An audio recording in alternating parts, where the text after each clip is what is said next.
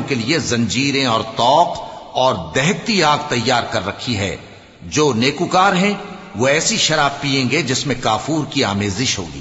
یہ ایک چشمہ ہے جس میں سے اللہ کے بندے پیئیں گے اور اس میں سے چھوٹی چھوٹی نہریں نکال لیں گے۔ یہ لوگ نظریں پوری کرتے ہیں اور اس دن سے جس کی سختی پھیل رہی ہوگی خوف رکھتے ہیں،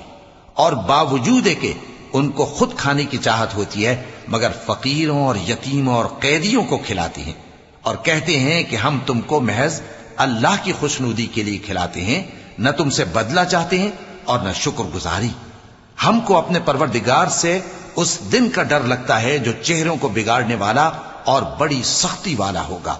چنانچہ اللہ ان کو اس دن کی سختی سے بچا لے گا اور تازگی اور خوشی عنایت فرمائے گا، اور ان کے صبر کے بدلے ان کو بہشت اور ریشمی لباس عطا کرے گا، اس میں وہ تختوں پر